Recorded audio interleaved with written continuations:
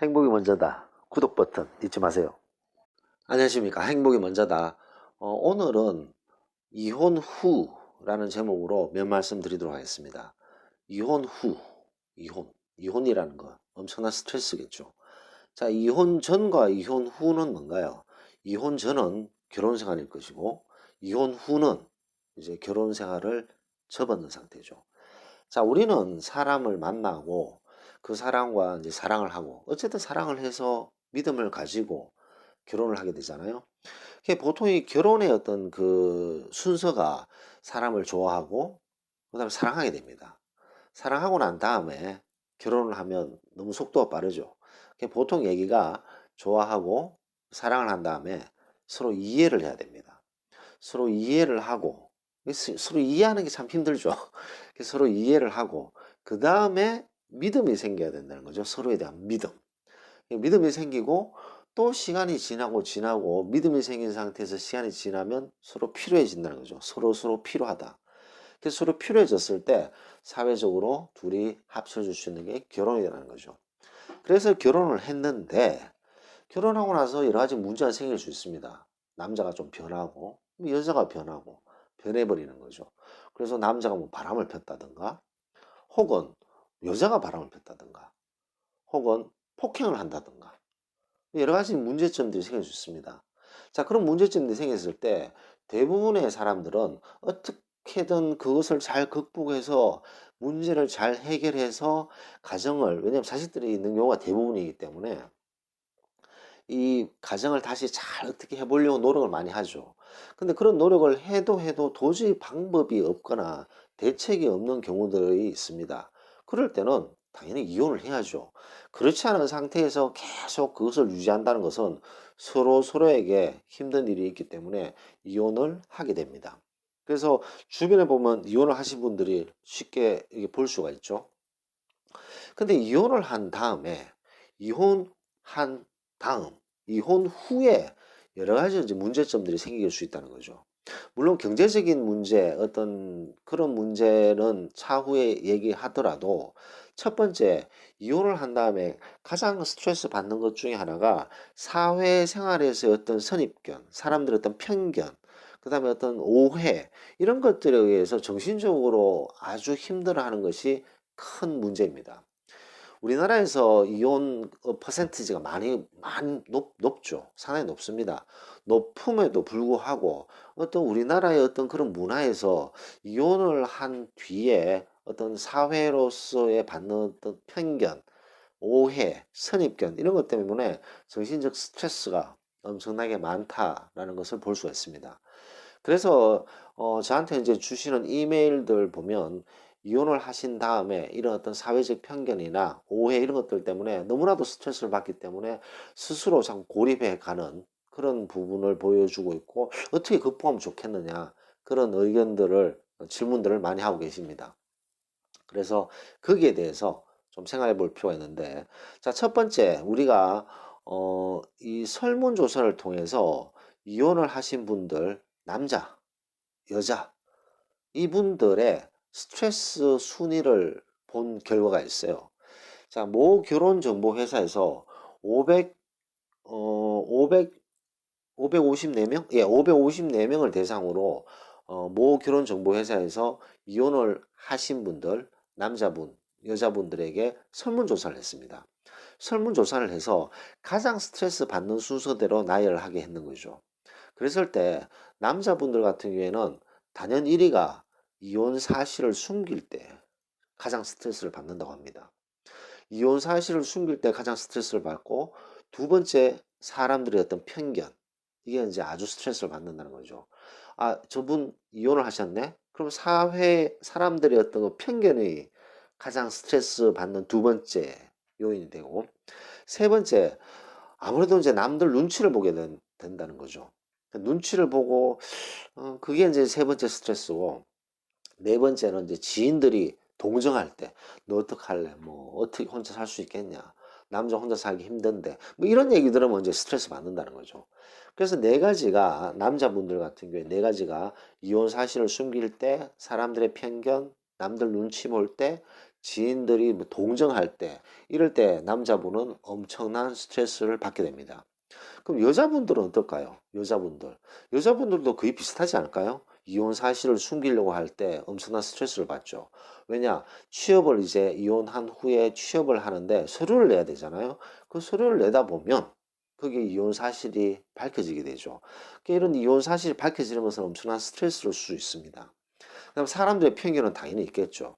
자, 그렇다면 이 남자분들의 이 네 가지 스트레스, 이혼 사실을 숨길 때, 사람들의 편견, 남들 눈치 볼 때, 지인들이 동정할 때, 이때 가장 스트레스를 받는 것이 여자분들도 똑같겠죠. 그런데 이혼한 후에 여자분들 같은 경우에는 여기에 하나 더 추가가 있습니다. 그게 랭킹 2위입니다. 자, 여자분들 같은 경우에는 이혼을 한 뒤에 스트레스 가장 많이 받는 것이 사람들의 편견이라는 거죠. 두 번째가 쉬운 여자로 본다는 거. 자, 이게 이제 엄청난 스트레스를 주고 있습니다. 이혼을 한 뒤에 정말 결혼 생활을 유지하려고 노력하고, 그냥 이혼한다는 게 쉬운 게 아니잖아요. 엄청난 에너지가 들고, 엄청난 그 힘을 쏟아야지만, 얼마나 스트레스입니까? 그런 스트레스를 해서 이혼을 했어요. 했는데 이제 사람들의 어떤 편견 이런 것들에 대해서 또 스트레스를 받는 거죠. 그 다음에 자 이제 이혼을 하고 난 다음에 그 자식들이나 이제 경제적으로 이제 자립을 해야 되는 거죠. 경제적으로 자립을 하기 위해서 직장을 다니고 열심히 일을 한단 말이에요. 악착같이 일을 하려고 하는데 아니 상사라든가 혹은 회사 사장들이 이 쉬운 여자로 이제 본다는 거죠. 쉬운 여자로 보아서 뭐 이렇게 좀 찝찝거린다 그러나요? 뭐 그런 게 있을 때 엄청난 스트레스를 받는 거죠. 자, 이런 어떤 몰지각한, 몰상식한 이런 사람들의 행동에 의해서 이혼할 때도 힘들었는데 이혼하고 난 뒤에도 스트레스를 받는 그런 경우가 있습니다. 그래서 이 경우를 보더라도 이혼을 한 뒤에는 남성보다도 여성들이 훨씬 더 큰 어려움을 호소하고 있는 거죠. 사회적인 어떤 편견, 사람들의 어떤 편견, 이것도 남자들보다 여자에게 더 강할 수가 있습니다. 그렇다 보니까 여자분들은 경제적으로 자립해야 되는 그런 스트레스, 플러스 이런 것들까지 해결해야 되는 정신적 스트레스가 가중됐다라고 볼 수가 있겠습니다. 자, 그렇다면 여기서 상당히 많은 질문, 그 핵심 질문이 이거죠. 이혼 사실을 숨기면서 사는 건 어떠냐? 왜냐? 이 워낙 쉬운 여자로 생각하는 그런 생각들이 있기 때문에 이혼 사실을 숨기거나 혹은 남편이 있다는 것을 얘기를 해서 그런 쉬운 여자로 보는 것을 막고 싶다는 거죠. 왜냐하면 그런 스트레스는 사실 엄청날 수 있습니다. 이혼을 하는 것도 힘들었는데 쉬운 여자로 본다는 거 이게 랭킹 2위였잖아요. 사실 또 그런 쪽에 스트레스를 받아서 제가 받았는 이메일이 있기 때문에 말씀을 드립니다. 자, 그렇다면 이혼 사실을 숨기면서 사는 건 어떠냐라고 고민하는 것을 볼 수가 있습니다. 자, 근데 여기에서 이 질문을 제가 핵심을 말씀드리고 싶은데, 뭐 사람들의 어떤 편견이라든가, 그 다음에 쉬운 여자로 볼 때, 그래서 이혼 사실을 숨기는 거, 그 다음에 남자들도 1위가 이혼 사실을 숨길 때 가장 스트레스를 받는다고 그랬잖아요. 이혼 사실을 숨길 때, 사람들의 편견, 사람 눈치 볼 때, 이런 것들에 의해서 가장 스트레스를 받는데, 저는 말씀드리고 싶은 것이, 당신은 잘못한 것이 없습니다. 뭘 숨긴다는 것은 잘못하고 죄 지은 사람들이 뭘 숨기지 않나요? 이혼한 게 뭐 잘못입니까? 이혼한 게 뭐 죄 지었나요? 아니, 결혼을 해서 결혼의 이 생활을 유지하기 힘들고 이 결혼을 했는데 잘 살아보기 위해서 결혼을 해서 애까지 낳고 열심히 사는데 결혼을 도저히 유지할 수 없는 그런 상황이 생겼기 때문에 이혼이라는 그 험난한 길을 건너서 이혼을 했어요. 자, 뭐 잘못한 거 있습니까? 죄진 거 있어요? 저는 제 주변에 이혼한 사람들을 이제 가끔씩 보는데, 가끔씩 아니죠. 요즘 참 많습니다. 주변에 뭐 많은 건 아니지만 들어있죠. 자, 그런 사람들이 막 이렇게 얘기를 안 해요. 이혼한 얘기를 막 숨깁니다. 그리고 이제 뭐 술 한잔 마시거나 얘기하다가 이제 쓱 얘기를 하는 경우들이 있죠. 자, 그런 분들에게 저는 얘기를 합니다. 아니, 뭐 이혼한 게 잘못됐는 거냐? 죄진 거 아니잖아. 그러니까 본인 스스로 그런 편견과 오해 이런 것들을 더 키우는 부분도 있습니다. 자격지심 같은 그런 부분도 있죠. 워낙 이혼을 할 때 상처를 많이 받았기 때문에 어떤 사소한 어떤 말이라든가 동정, 이 동정이 아니고 좀 걱정돼서 편하게 얘기하는 것이 이제 스트레스가 되는 거죠. 사람들의 어떤 편견도 뭐 그냥 사소로운 것인데 그걸 또 크게 볼 수도 있습니다. 그래서 저는 이혼을 한 후에는 첫 번째, 잘못한 것이 없다. 아니, 결혼을 해서 도저히 유지할 수 없어서 이혼을 했는데 뭘 잘못했습니까? 뭐 죄 지은 거 있습니까? 전혀 없다는 거죠. 그래서 당신은 잘못한 것이 없다. 그래서 이혼 사실을 숨기는 이 자체가 의미가 없다는 겁니다.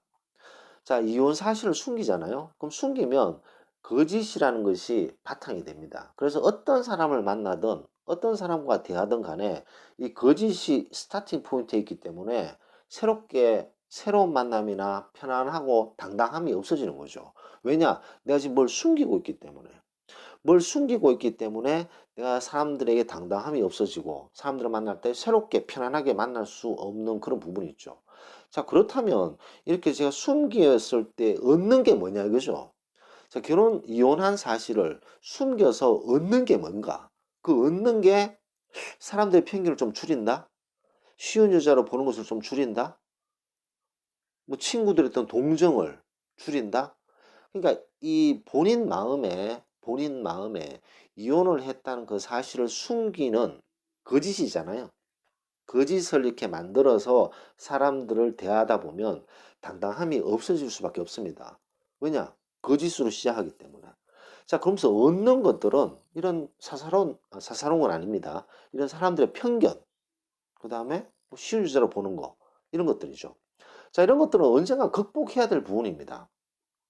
자, 이혼한 분들만 쉬운 여자로 이제 막 보고 이렇게 막 접근하는 아주 그 몰상식한 인간들, 맞서서 당당하게 대처를 하셔야 됩니다.